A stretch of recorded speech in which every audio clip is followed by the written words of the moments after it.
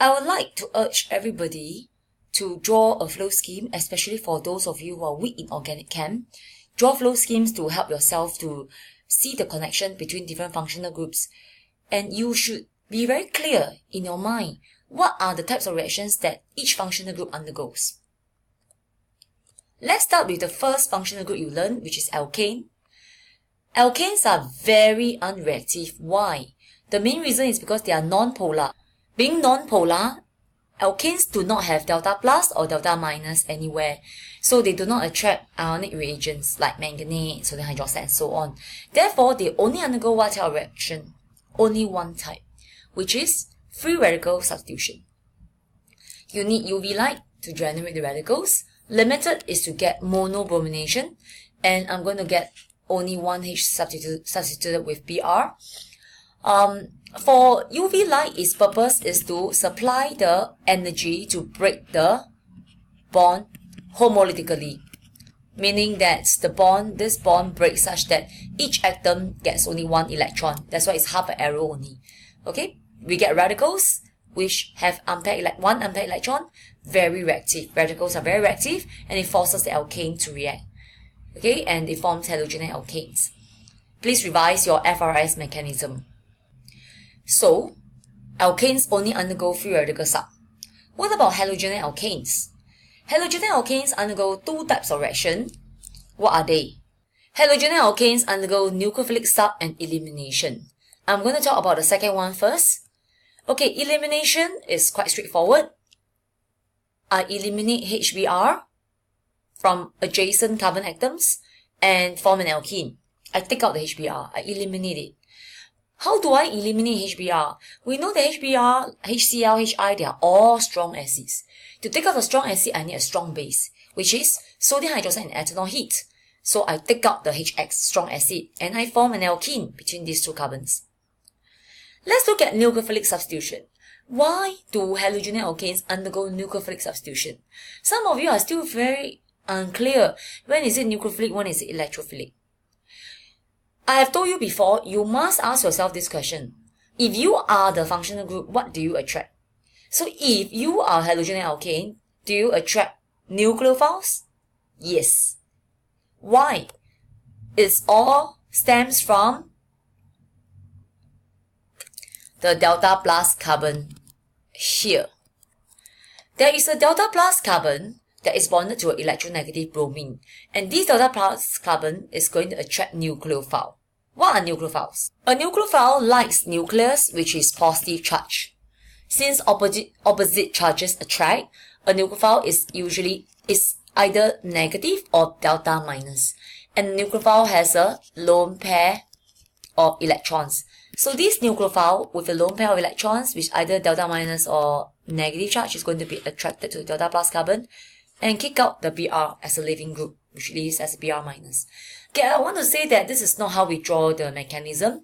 You know that nucleophilic substitution, there are two mechanisms in our syllabus, SM2 and SM1. Please review on your own. I'm just giving you an illustration.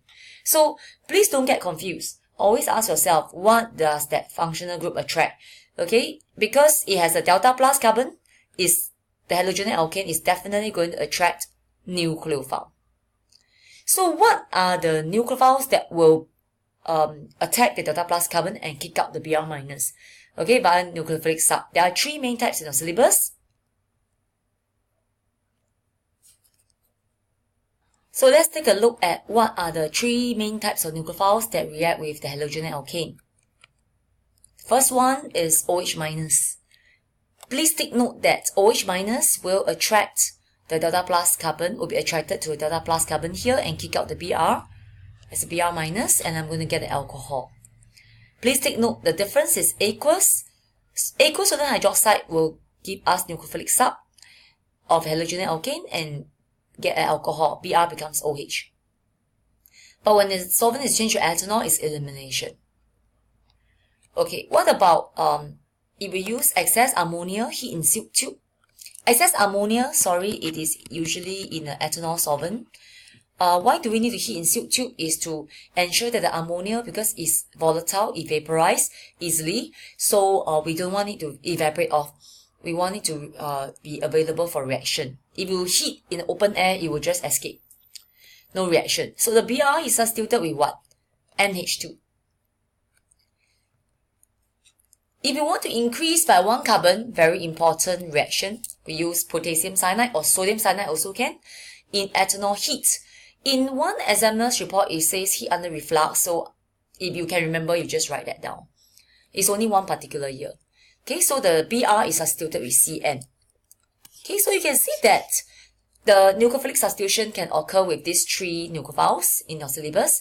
You notice that all you need to heat. Why do you have to heat for all the nucleophilic sub of halogenoalkane? The reason is simply to break the CBr bond. Okay, and you should know the relative reactivity of the halogenoalkane is this way. Okay, the aldoalkane reacts the fastest. Okay, mainly because the Ci bond is the longest and weakest and it breaks the most easily. There's another reason. Due to the ease of living group, please go back and review. If you have forgotten the relative rate of nucleophilic substitution of the aldo, bromo, and halogenal chloroalkanes, please review it. Now very quickly, I'm going to move on to the next part, which is the Cn group, which is our nitrile group. Basically, nitrile only undergoes 2 types of reactions. In your mind, you should know immediately what are the types of reactions, what are the 2 types of reaction it undergoes. What are they? Firstly, hydrolysis. So the Cn bond breaks using water to break a bond, right? Hydrolysis. So the Cn bond breaks to give us COOH. The N part becomes something like MH4 plus if it's acidic hydrolysis. So the condition will be H2SO4 aqueous heat or HCl aqueous heat also can. But we don't write nitric acid heat because on heating nitric acid decomposes.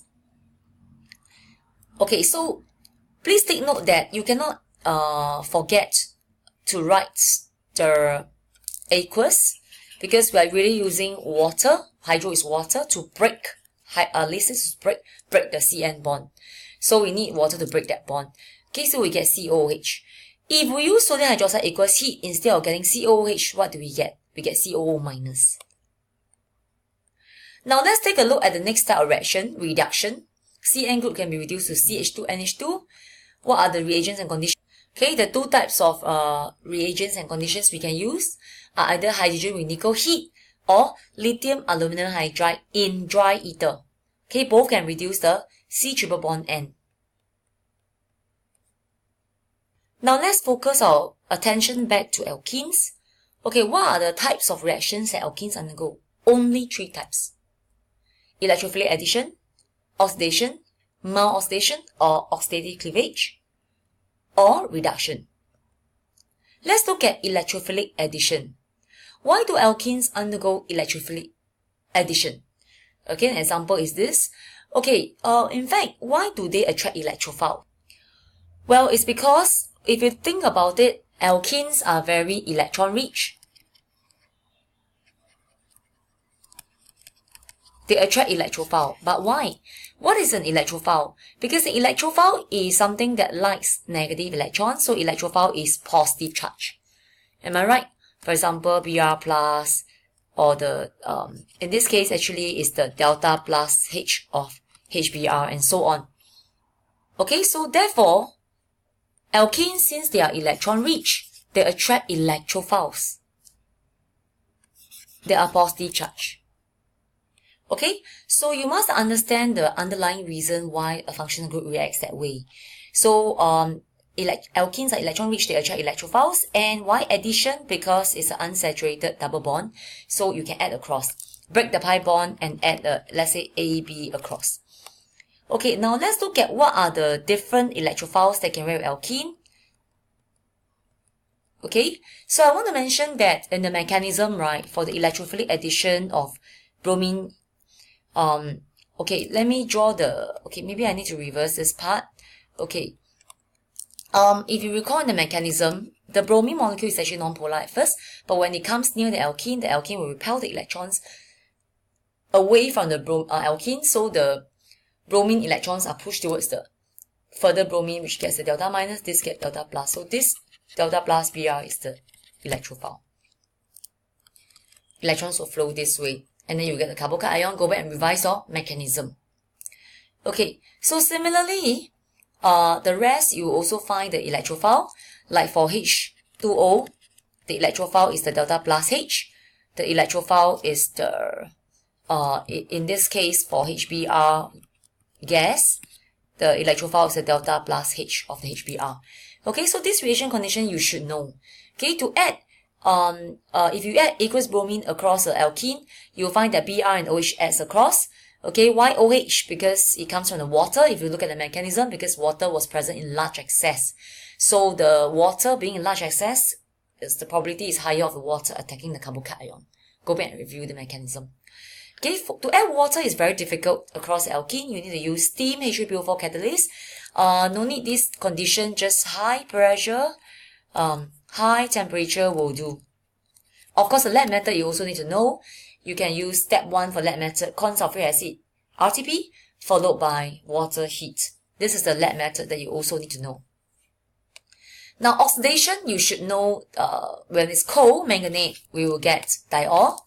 And when it's hot manganate, we will get this carbon dioxide and water. Because if we use hot manganate, the whole double bond breaks, okay, and the terminal alkene will be oxidized to CO2 and H2O. So to know whether is it mild oxidation or strong oxidation is really the temperature. If it's cold manganate, it will be mild oxidation. If it's hot manganate, it will be oxidative cleavage. The whole double bond breaks. And you need to understand that for mild oxidation, doesn't matter whether I use stellic sulfuric acid or the alkaline medium. For the oxidative cleavage, it does matter the condition. Okay, so you need to know the difference. And just to quickly recap, if the alkene carbon is bonded to 2 R groups, then it is oxidized by hot manganate to give us a ketone. Okay, so for oxidative cleavage of alkene, there are actually 3 scenarios. Okay, so this is the second one. And what about if this R is a H? Then this H will be oxidized to OH, but the R group is not oxidized by the manganate. Now, how to convert an alkene to an alkane? This is catalytic reduction, hydrogen with nickel, 230 degrees Celsius. But now the new syllabus, just heat will do. I want to point out to you that if we use hydrogen in platinum, we don't need to heat. This one is reduction because there is no electrophile in the HH molecule. Okay, it's just a reduction, catalytic reduction via heterogeneous catalyst. Please revise your TE. I'm going to now focus my attention on the next functional group, alcohols, and I need to erase some parts of this slide. Okay, so what are the type of reactions that an alcohol can undergo? So firstly, we know that alcohol can undergo elimination to give an alkene. What are the reagents and conditions? Okay, so these are the 3 possible reagents and conditions that we can use.